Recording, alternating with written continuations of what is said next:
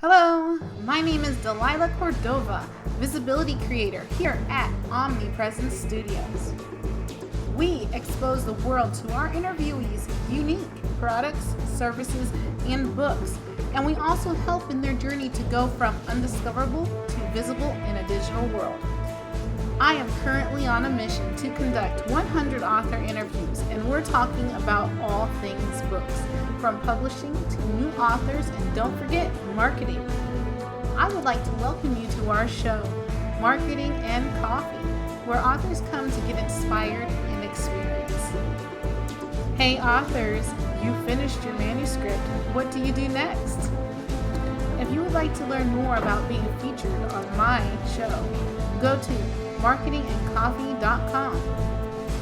And without further ado, meet our next awesome author.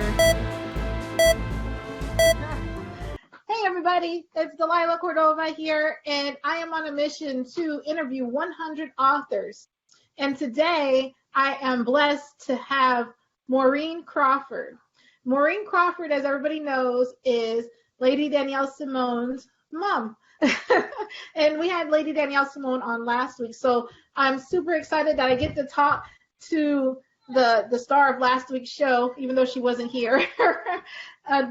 Your daughter last week, she put you in such a highlight, and she gave us some impressive stories as to how her childhood went, and it was a beautiful interview, and I'm so happy that I get to meet you today. So, Maureen, give me one moment here. Maureen, would you like to tell us more about you and your book? Okay. Well, I'm Maureen Crawford, from an artist and a writer from Australia, and my book is fantasy fiction, and I've had wonderful years writing the stories. My daughter Danielle decided that when she read the book or read my stories that these have to be made into a book, Mum, and published. So that was exciting. Danny is full of energy, you've met her. She lives life quite vividly. I don't know that I'm going to be able to follow in her footsteps with this interview, but I'll try and answer your questions the best way I can. I'm not quite as socially oriented for my daughter. She just loves people, and she doesn't mind being in the limelight. And she's always trying to push me into the limelight and into interviews, which I don't find all that easy, but afterwards I really think it's wonderful, Yeah. When she was young, she came home from school and said, "I'm from the local paper and you're going to be photographed with your paintings." Well, I knew how to fit, but she talked me into it, and I had it done, and that picture's in the book, and I'm really glad to have it because I'm old now, and I was youngish then with a young family, and it brings back a lot of memories. It's very exciting to have a book written about you when you don't feel that fascinating, but my artwork is featured in the book, and for me that's really big. Yeah, she was showing us your artwork last week. So we got to see, so that one behind you is one of your pieces too? Yes, this is one I'm working on. It's not finished, but I just thought I'd put it there as a prop so it give me something to talk about. And this is part of the garden series. I've painted my characters, drawn and painted my characters as I've been writing the book.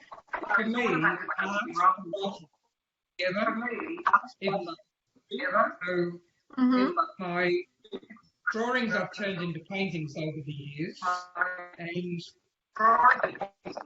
writing for me is like painting. I mean, it's word pictures, so I find them equally interesting.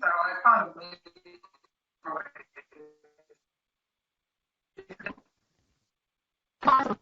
And so you're written, right? So for them being a new way alternatives, right? You want to tell us a little bit about that one, and then we can talk about talk about your other one about the mysterious garden. You'll be able to tell them the titles better than me. Yeah. Well, my book is basically about a very special family. Um, they've got a mission that's handed down, but they're not really aware of it until they're well into their lives. And one of the characters starts off like this blue, and he starts off as a baby, and you see him grow and become a professor, and a professor of science. But because of his boyhood experiences, history, he starts to delve into ESP and when we have these feelings of deja vu, all these sort of mysterious things that we're not quite sure of. Well, he actually researched into them. That affected his descendants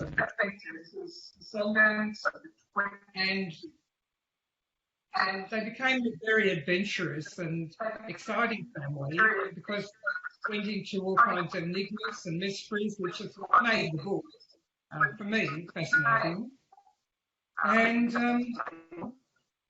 when Blue was a boy, I'll tell you one of his experiences.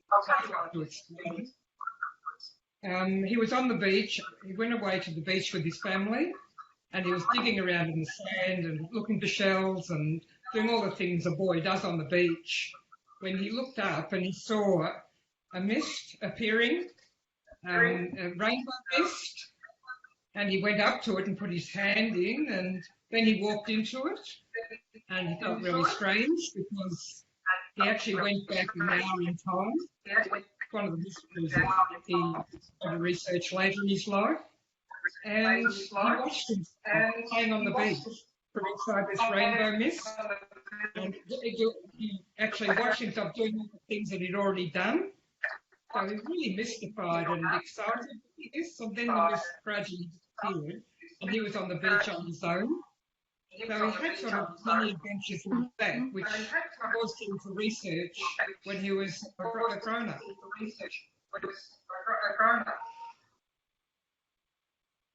Kind of like you remember that one movie, Lost in Time? No. Gosh, I can't remember the movie. It was an awesome movie, though, but it was old. It's an old movie. Where the guy goes back in time. It's like a love story. I remember time. Anyway, I don't remember the name. I have to come back and drop it in the comments.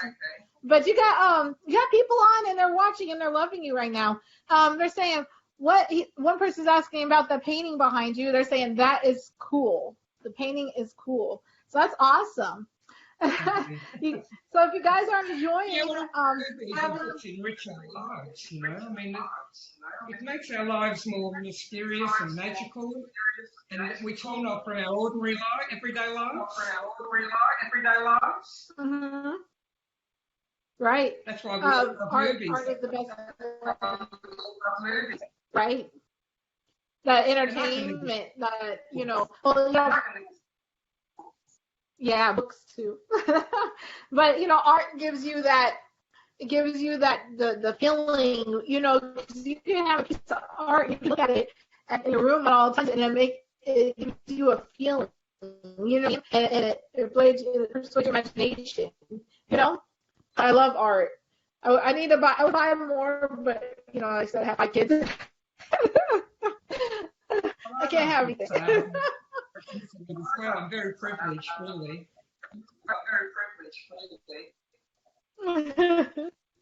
So yeah, he says he wants to go. John Boltman is here, and he's saying I want to go there, or at least take whatever she's taking. I don't know. I don't think she's taking anything. I think this is all creativity straight from her mind. Yeah. And then, Danielle Simone says, I love the title, Way to Alternatives in the Garden. Way to Alternatives in the Garden of Mysteries. Yeah. Thanks, Danielle. It's a long title, right? All right. So if you guys are enjoying the broadcast so far, make sure that you are and sharing and giving us some love. Give us some heart our faces. All right. So, Maureen, I have a few questions I'm going to ask you, and you just simply answer them. I'll let you do your thing. But here's my first question. Do you want each book to stand on its own, or are you trying to build a body of work with connections between each book? Yeah, I think I'm trying to build a body of work. I would like each book to feature just one of my characters having an adventure, still connected by family, but having an individual adventure away from the family and making friends. Yep. These first two books, I mean, they were one book because I just kept writing and writing and writing. I got so thrilled with the adventures, but the publisher decided to divide them in two because he said it's two separate adventures. They don't really need to be all in one book, And he was right. I mean, it's enough. The book is big enough to read, and the adventure is enough. And it's all worked out in the first book. And then there's a little bit of mystery to go into the second book. Yeah, working with the author right now who was at that she has a whole book. She had like a whole maybe 700 some odd pages, I guess, put together. And when she went to her publisher, they were like, well, why don't you break it up into 3? Because people are only going to be able to read so much in one book, and you'll be able to make more money by chopping it into 3. So yeah, that's good though.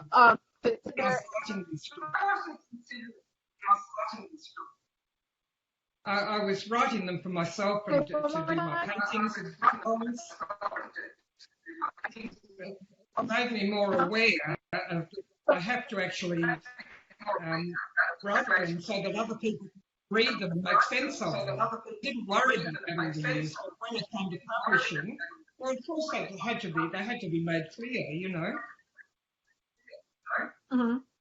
Right. That's cool. So you're using them as a. I'm more aware now, and in the future, my books won't need so much editing. I think I was living in a bit of a dream before. Right. Well, you have to really you use your books reality to write these things, and to go into these adventures. I feel like I'm in them when I'm writing them. And I feel like I know the characters, and the characters sometimes say to me, look, I wouldn't say it like that, I'd say this. So, yeah, it's a little bit weird sometimes. That you're not the first author I heard that from. I did an interview a few days ago, and the author told me that her characters keep her up at night. And I know it sounds a little bit crazy, but I think it's a common theme amongst authors. Oh, I'm so sure that's like with creative intuition. Yeah, well, when I'm painting, and when I'm writing a poem, I'm in the poem. Right. But that's just that creative insight that you have that is beautiful, because you're able to take what's given to you and get it out and expressed, unlike most people. It takes a lot of work to express yourself and become an artist and make something so beautiful. So, I think I love it. Right. Because I can't do it. No matter how hard. I can do it on a computer, but I can't do it by hand. I talked to a girl once. She said to me, I can't draw. And I said to her, if you put the time in, you can. So I sent her outside with paper and a pencil, and I said, just draw the flowers. She came in an hour and a half later with a beautiful drawing. Said, you're right, but I'm not willing to put much time in. Right. For me, creative time is wonderful, Right. Well, I think I can agree with that. My daughter, she's 15 now. She spent, now she draws, excellent, and she does anime characters and all kinds of stuff on a computer. But when she was, 6, 7, 8, 9, Like she was trying so hard to draw these characters or draw, at least decent pictures where their eyes were the same level and the same size. And she struggled for years, but the thing is she never gave up, and eventually her pictures got better and better and better. I guess it takes a lot of practice. Oh, it does. Well, it depends on their interest. I've got grandchildren in America, and they write and draw. And last time I went over there, they're all in their late teens and mid-teens, and they were writing and drawing. I mean, I was amazed. At their age, I couldn't do anything like that. Right? It's quite incredible. I couldn't either. I guess it's whatever you put your mind to, and it's all about mindset, Yeah, no, Awesome. I think that was an awesome question. Everyone has a different interest. I like to read biographies about things completely different from what I know. Right? That's why I like mysteries. My next question. Yeah. All right, so my next question here is, what did you edit out of this book? Well, I personally didn't edit these things out, but I had an editor, and he had to move a lot of the punctuation to make it more readable for readers, because I was often thinking about the stories and the characters. He had to actually have the job of punctuating it properly so that people could read it and understand what I was trying to convey. And also Right. Danielle, she took a pencil to my book. She cut the poems down to 2 verses. They were very long, and I think they're deep and meaningful, but she said, people don't want so much deep and meaningful, Mum. So 2 verses, and then she chopped down some of the overlong stories, took out anything that was repetitive. She did a very good job, my daughter. And I was really pleased with what she did. And also, because I'd been adding to the stories over time, the timelines got a little bit out of kilter. And sometimes characters would come in before they were even introduced. So that's all been sorted. And the adventures work very well now. And I'm so thrilled and excited with the book. Her book and my book. It's more than I ever imagined. Wow. So that was good. She was there to help you.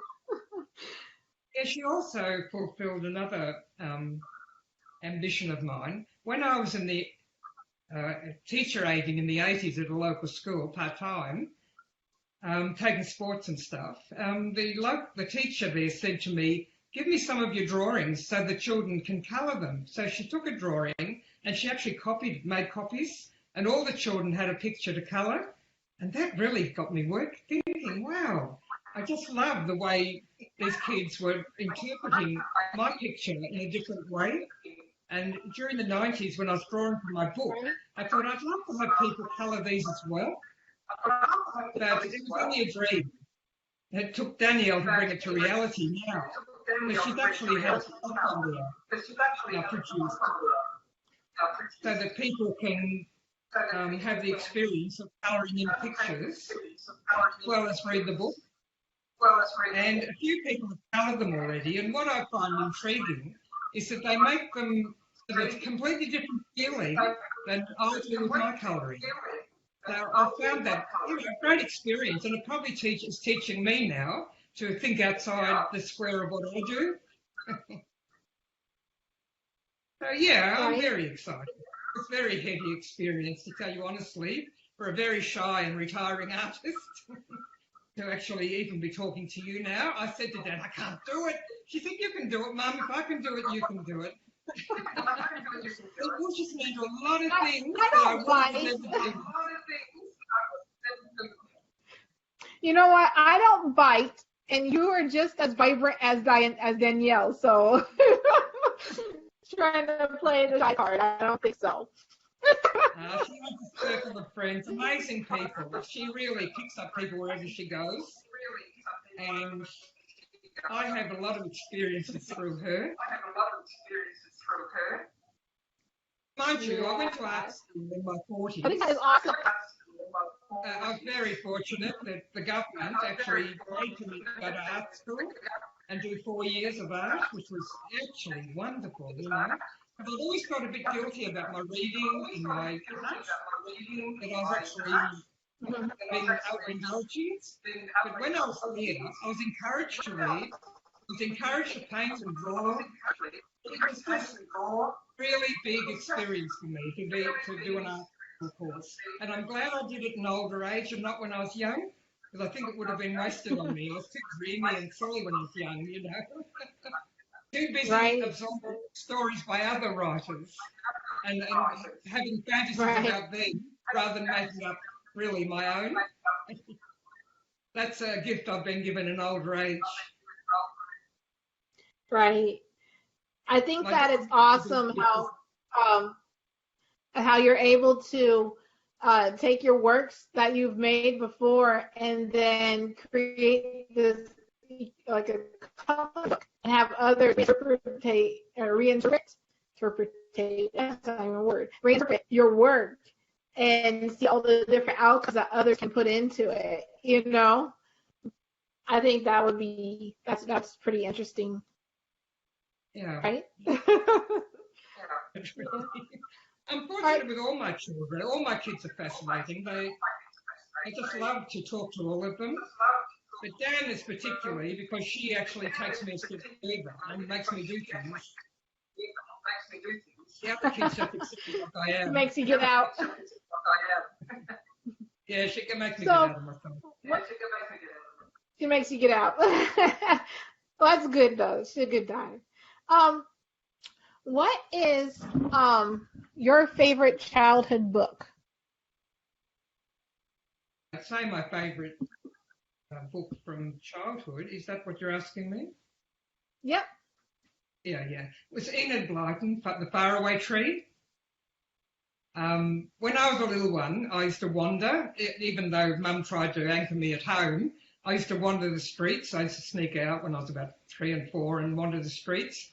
And when I was 4, I was wandering down the street one day and I saw a bunch of kids outside of a big building, and I followed them in when they went in, and it was the most magical place. It was a children's club, and they had toys there. I suppose it's more like a modern kindergarten today, but in those days it was set up for neighbourhood children. And I discovered a reading corner, and there was a lady reading The Faraway Tree by Enid Blyton, and I was just carried away and transported really, because this was about ordinary children having phenomenal and fantastic adventures in the enchanted forest with this amazing tree. And I always longed to climb that tree and go down the slippery slide that went right down the centre of the tree to the ground. And when I was in America, my grandchildren, I went swimming with them, and there was an enormous tower, super slide tower, and the grandchildren said, "Come up with us, grandmother," you know. So I didn't want to, but I couldn't let the kids down, so I went up with them. I thought, I can't do this. Anyway, they pushed me, and I went sliding down this tunnel, and I thought, oh, I'm on the slippery slide from the faraway tree. So I actually got to experience in old age what I'd read about when I was young. You know, life is full of magical experiences outside of books, really. Sometimes just to be in the landscape, you know, and see the changes in the weather, like the sun rising when I lived in Bendigo, and I'd watch the sun setting, and you wake up in the morning, it's all misty, and you look out through the mist and you could see the kangaroos, you know, and the trees. So magical. And at the end of the day, just before sunset, everything would turn gold, the whole landscape. It was like a magic time. So even the storms, I mean, when I lived on that big property, like lightning and thunder shaking the house, magnificent to look out the window when I dared to. I find nature phenomenal. Just living in it, you know, it's a great privilege. Life itself is magical. And I remember my mother, she had cancer and she was dying. And she said to me, you know, I'm never going to be an old lady. She was about 62. And she said, and I haven't fulfilled my life. And she said, I always wanted to be a writer. And I've never really taken the time to do that.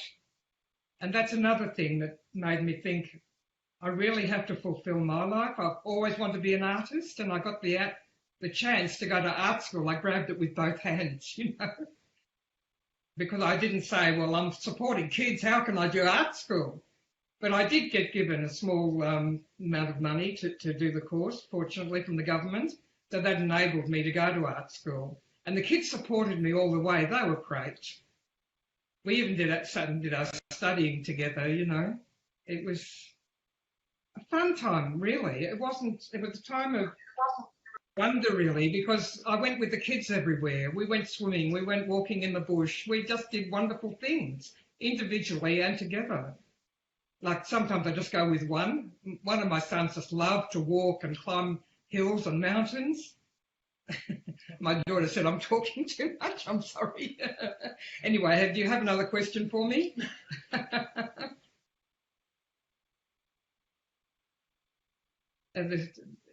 You've gone silent. I can't hear you. Can't hear him.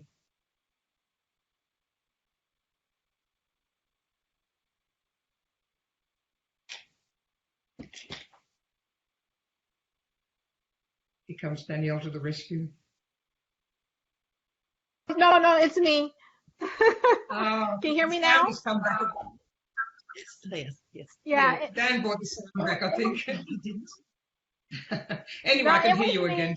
Sorry. I didn't hear what you were saying. No, I was saying that I was telling Danielle to stop because the story is awesome. And I was enjoying the story. But yeah. So what else inspires your creativity? Or inspires your creativity? Yeah, I'm not understanding the question, sorry. Oh, well, you're talking about kangaroos and everything that has happened and the way the weather is and how everything is so beautiful. But what else inspires your creativity?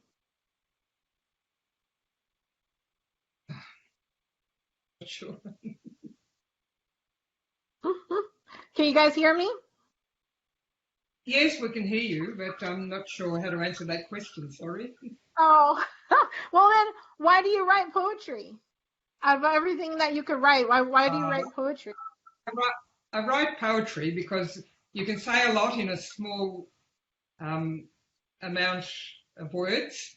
Like when I was having an exhibition in 2005 at Glenara Galleries, I had great crowds of people trying to talk to me.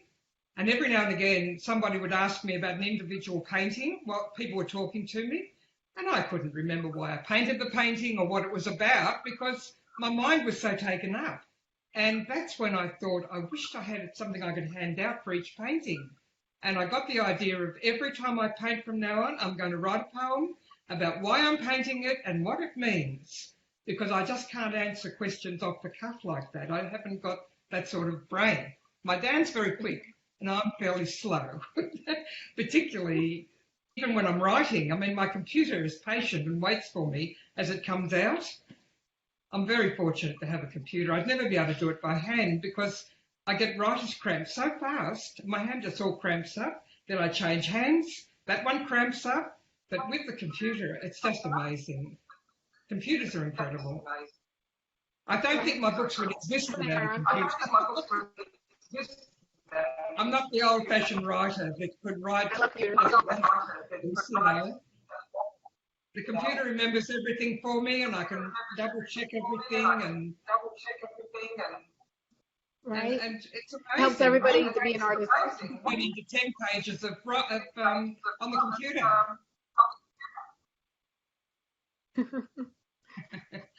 So I'm limited in some ways, but I'm very fortunate. John Bultman wants to buy your painting. He says, God, that's a spectacular painting. John Bultman is enjoying your painting so much. Yeah. Thank you. How much is it when it's done?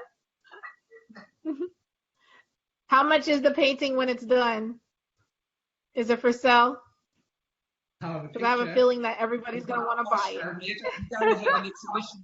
I'm going to have an exhibition probably at the end of this year or the next year when I finish them all. And probably the galleries will help me price them because I have no idea. I only know I put lots and lots of time in, you know. But they say most artists in Right. Australia, no matter how much time they put into their work, they don't earn more than $1 an hour. So if you were looking for money for how much time you put in, you just can't time it like you can a normal job. I mean, that Right. painting will be worth Well, no, that whatever was somebody's willing to pay for it if they want it on their wall. If they right. really enjoy it enough, they'll give more, and if they're not interested, they won't. So that's how I think the work will be priced. Right.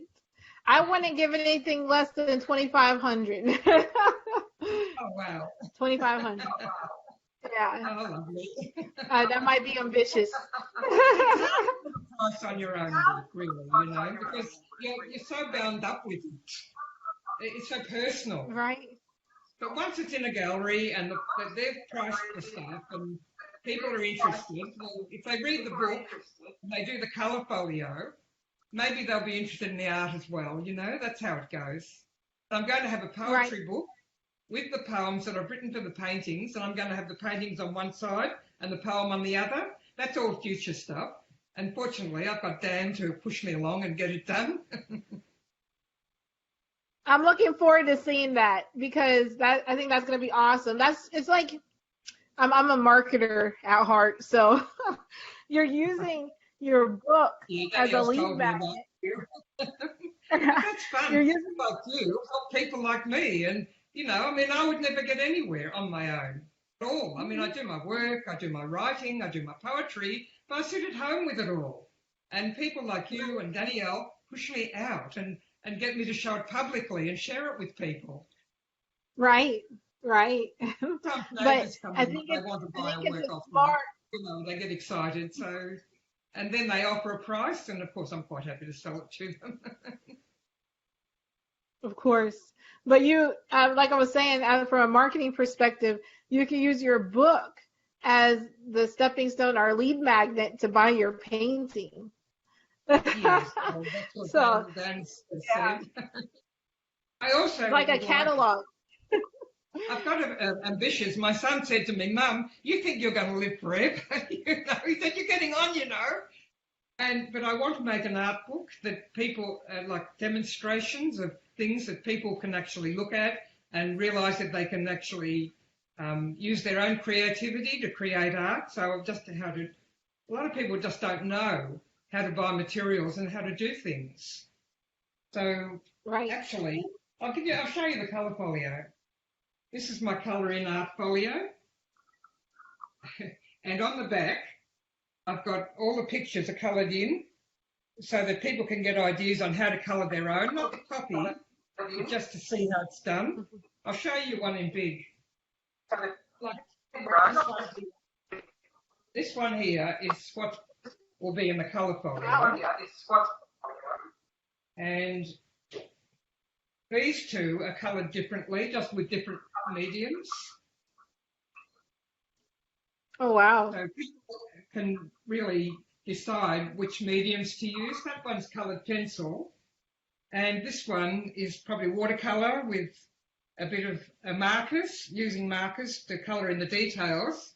And the white is done with gouache, like a white body colour, just to bring out all the details in the white. So it's really quite fun to colour them. I'm starting to colour, get some of my early drawings printed and colouring them in, and then deciding which is suitable to make a big one from. I haven't done that in the past, but I'm starting to do that now. Dan's just handed me all my things to show, like my book. Yeah, show your book. Which is an ad as well, like showing about my website, which isn't really properly set up yet. It's still being a work in progress because I'm not capable of that. You know, I've got talented people doing that for me. And on the back of the book, it's sort of a bit of That's blurb cool. written. Can you hold it up? I mean, it is an Nice. extraordinary transformation. Can you hold it up closer to the camera? When our creative imagination begins to soar into realms well beyond known logic and far beyond reasoning. That's one of the things that Professor Blue wrote, and he's written a whole lot of stuff, explaining his ideas. And he's delving into mystery and enigmas. So I found the book really fun. I love it. And that's my own work. I'm really show off. I love my work. I love my painting. I love my writing. I love my poems. I'm so thrilled that other people are starting to share them with me. It's a really heady experience. Even in this interview with you is exciting, all the way in America. Especially since my daughter and my grandchildren live there.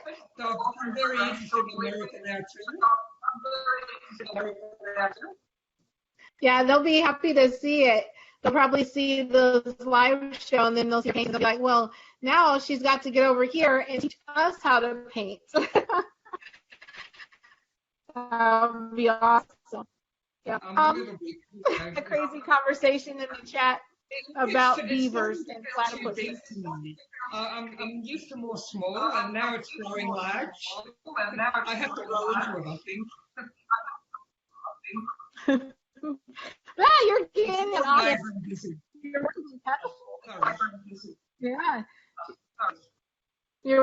working yeah. And now's the day and age to get it out now. To get it out because it's going to go viral so fast. And people say this is what they're looking for, great quality content, books, art, and people. They want to connect with people like you, especially probably other artists who are, looking for great works to see. And from what I'm seeing, stuff is really impressive. So, yeah, I can't wait to take this interview and get it out there. I love to see the work of other artists. It's just so exciting. When I went on, I watched Colour in Your Life for quite a few years and thinking I'd love to be an artist on the show, but I was so amazed.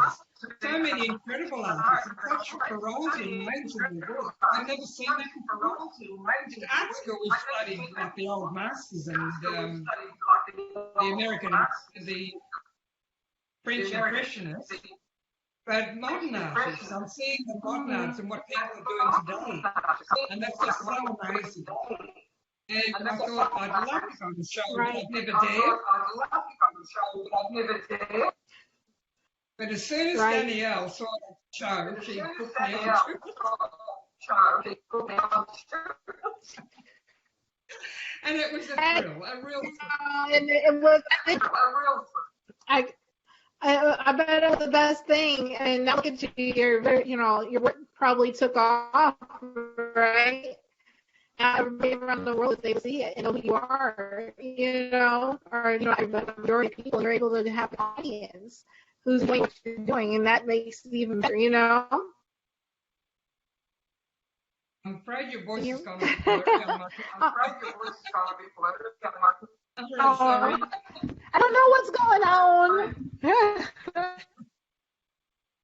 Never mind. I think we've got the bulk of the interview over, haven't we, really? It doesn't matter if I can't understand. We have, I don't know what's up with this $60 microphone. Yeah, well, you just disappeared off the screen then. So it doesn't matter because I think we've got the main things covered, really. Thank you for the interview, Delilah. It's been great. You're very easy to talk to. Very easy. You've made me talk today, and I didn't think I'd be able to. Thank you. Of course, showing off and telling a lot about yourself, it's quite a heady experience, really. I could get addicted to it. Definitely happen. Yeah. Once you do one live, you'll be on everybody's live because they're going to be like, I need Maureen on my show. I bet a lot of artists and people in that industry are going to see this and be like, you have to get Maureen over here. Very kind. You're lovely. Danny, I said you were, and I've really enjoyed this, even though I didn't look forward to it. Thank you. Thanks so much. Well, good. I'm glad you enjoyed it. That's all I can ask for. No problem. Thank you. And for everybody who's out there watching, I hope I'm still not very. I apologize for that. But if you enjoyed this, make sure to share it. Make sure to give Maureen some love and some likes, and invite your friends to watch, especially your artist friends and those who would be interested in this type of author. So yeah, I'm so happy and so blessed. Thank you so much for coming on tonight. I'm going to go ahead and start the broadcast. Did you have anything? Oh, we're going to be throwing her link out into the chat here soon. So if you want to go and check out the website, also down there below her picture, MaureenCrawford.com.au, because she's in Australia. Once again, MaureenCrawford.com.au. All right, guys. It was great, and look forward to the next interview. Bye-bye. Bye from Australia. Thank you so much. Hashtag support your author by leaving reviews. You can visit this author's book at the link above. Make sure to subscribe and ring the bell to receive our notifications.